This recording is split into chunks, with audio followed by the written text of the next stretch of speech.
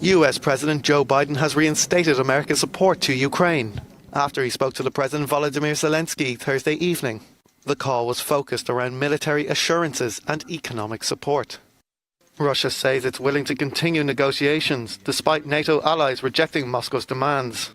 The US is also threatening Russia with pulling the plug on the Nord Stream 2 pipeline. Thanks, Ned. With regard to Nord Stream 2, we continue to have very strong and clear conversations with our German allies, and I want to be clear with you today. If Russia invades Ukraine, one way or another, Nord Stream 2 will not move forward. German Foreign Minister Annalena Baerbock is already against the pipeline and said she may support a halt to Nord Stream's infrastructure.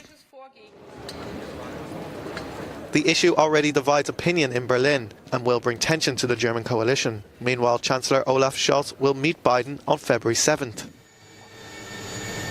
A Kremlin spokesman told reporters the West's reaction left little ground for optimism, but added there are always grounds for dialogue.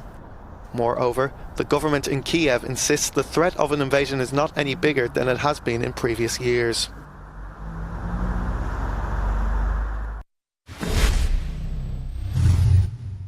Ukraine is betting on continuous support from the West and hopes certain countries may increase the pressure on Moscow in order to protect this nation's sovereignty and territorial integrity.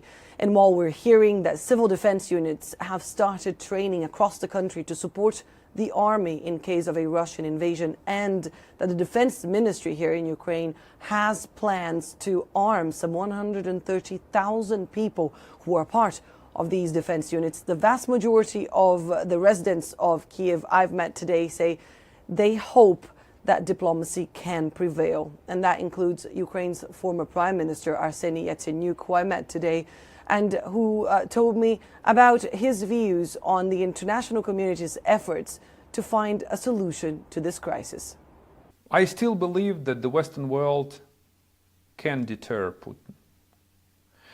Otherwise, if Putin goes with a full-fledged invasion and conquers Ukraine, this would be a disaster for the European Union and for NATO.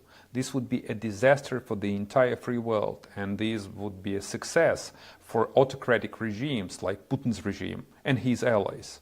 Yacenyuk also said he was happy with the role Europe has been playing, but that he hoped for more cohesion on Germany's decision not to provide Ukraine with weapons, for example. He struck a rather serious tone.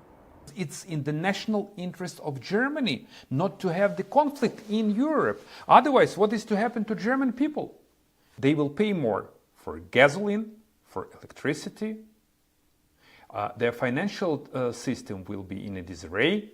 They will need to pay more as a military expenditures to increase their military budget.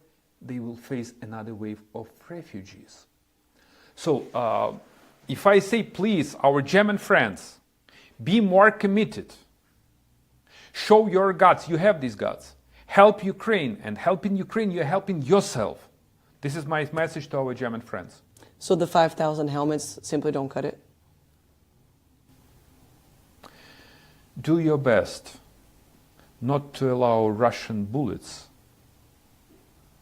to shoot into the Ukrainian soldiers, because these helmets won't help this. Yacenyuk also warned that it's the stability of the whole of Europe that is at stake right now, and that the entire world now has a mission to avoid another war on European soil. Annelies Borges from Ukraine's capital, Kyiv, for Euronews.